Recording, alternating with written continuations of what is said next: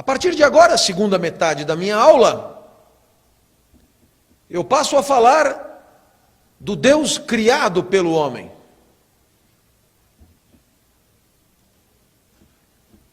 Em outras palavras, desde que o homem existe aparentemente, ele sentiu necessidade de criar um Deus. E caberia a pergunta, por quê? O primeiro autor que eu trago aqui é um sujeito chamado Feuerbach. Escreveu um livro chamado A Essência do Cristianismo. Eu estou em 1841. E Feuerbach diz simplesmente: o homem inventou Deus para que transcenda sobre ele. E inventou Deus por quê? Porque precisou inventar. E precisou inventar por quê? Porque a sua vida no mundo material, a única vida que é, o levou a necessitar desta crença. A crença de um justiceiro. A crença de um organizador. A crença de um ordenador. A crença de um relojoeiro, a crença de alguém que está fora e que organiza o que está dentro.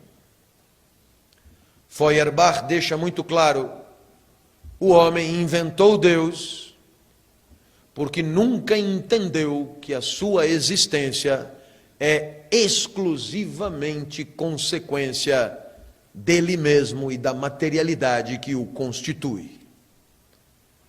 E Deus, como tudo que acontece com o homem, é uma consequência estrita das condições materiais em que o homem sempre viveu.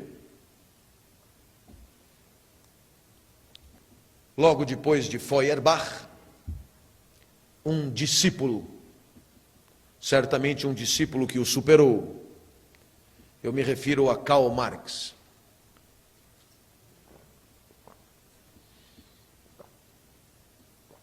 Quando se pensa em Deus, em Marx, surge imediatamente uma frase conhecida de todos: a religião é o ópio do povo. Na perspectiva de Marx também, o homem inventou Deus. O homem inventou Deus e mais do que isso, o homem inventou um culto para Deus. E mais do que isso, o homem inventou comportamentos que indicariam a vontade de Deus. Mais do que isso, o homem inventou comportamentos adequados e inadequados em função da vontade de Deus que ele mesmo inventou. E por que isso? Na perspectiva marxista, tudo o que acontece no mundo, tudo o que é visível, tal como a religião, a moral, Deus, o Estado, a política e a educação, por exemplo, só podem ser explicados por uma matriz material e social que é a produção de bens materiais. De tal maneira, meus amigos, que são as forças de produção e as relações de produção numa sociedade a causa última do divino. Em outras palavras, eu não posso entender Deus a partir de uma análise estritamente religiosa ou teológica. Eu não posso entender os discursos sobre Deus olhando apenas para os discursos sobre Deus. Eu não posso entender nenhuma doutrina, nenhuma teoria a respeito de Deus olhando apenas para ela. Existe um subterrâneo explicativo. E esse subterrâneo explicativo, que Marx chama de infraestrutura, é a maneira como o homem produz bens materiais na sociedade. A título de exemplo, na sociedade capitalista, Na sociedade capitalista,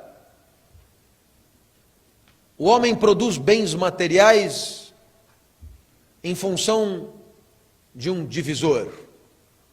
A sociedade se divide em dois: proprietários dos meios de produção e não proprietários dos meios de produção. Nesse sentido,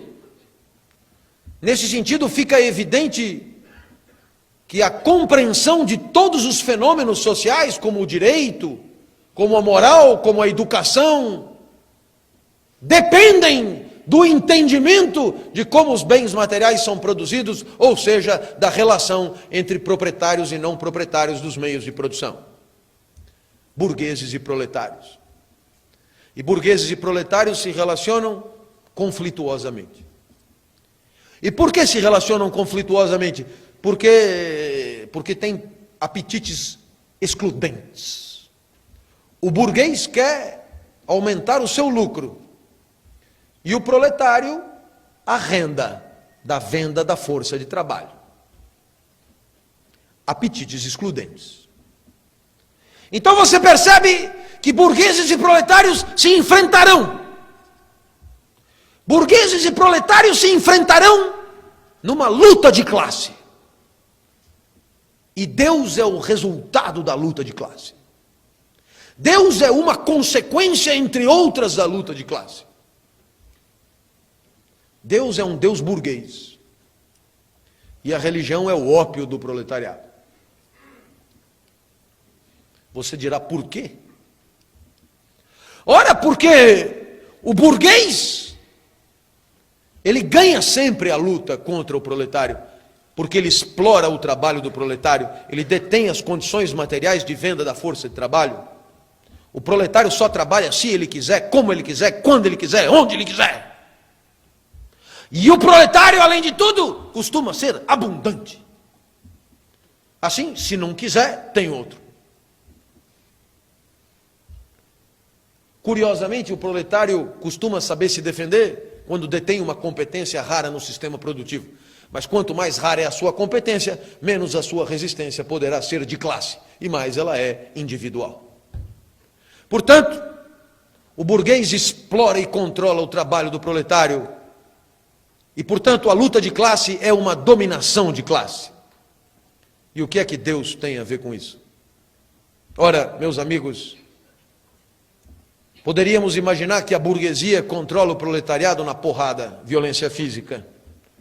De fato, a polícia é burguesa, sabemos disso. É só ver quem a polícia para na rua e você perceberá que a polícia é uma polícia de classe. Sabemos que a justiça é classista.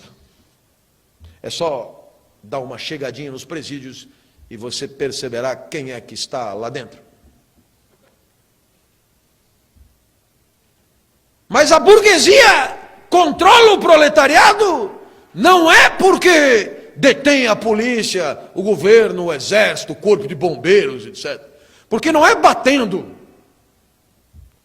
O proletário, para cada segundo de revolta, tem anos e anos de submissão, sem revolta. É sinal que o proletário, em grande medida, participa do sistema pacificamente. De uma certa forma, o proletário e o burguês concordam com uma certa ideia de como o mundo deveria funcionar. O proletário e o burguês concordam com uma certa lógica de como a sociedade deve acontecer. O proletário e o burguês controlam mais ou menos sobre o que é certo e o que é errado. O proletário e o burguês concordam sobre a propriedade privada. O proletário e o burguês controlam sobre jornada de trabalho. O proletário e o burguês concordam sobre tanta coisa. E você dirá, como explicar tanta concordância se as discrepâncias materiais são tão abissais? Como explicar tanta concordância diante de tanta discrepância? E, naturalmente, a dominação ideológica é a única explicação. O proletário está convencido de que o burguês tem razão e vice-versa. Em outras palavras, burgueses e proletários parece que flutuam sobre uma mesma matriz ideológica de definição do que é certo e do que é errado. Discordâncias há, mas que nunca colocam em risco a sociedade em questão.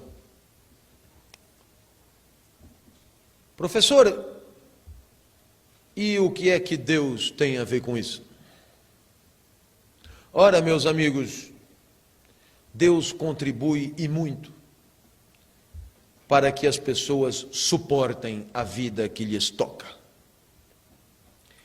Deus contribui muito para que as pessoas não se insurjam contra as discrepâncias materiais evidentes. Deus contribui e muito para que milhares de miseráveis não se revoltem contra 2 ou 3 privilegiados. Deus contribui muito para garantir que é mais provável que um camelo passe pelo buraco de uma agulha do que um rico entre no reino dos céus.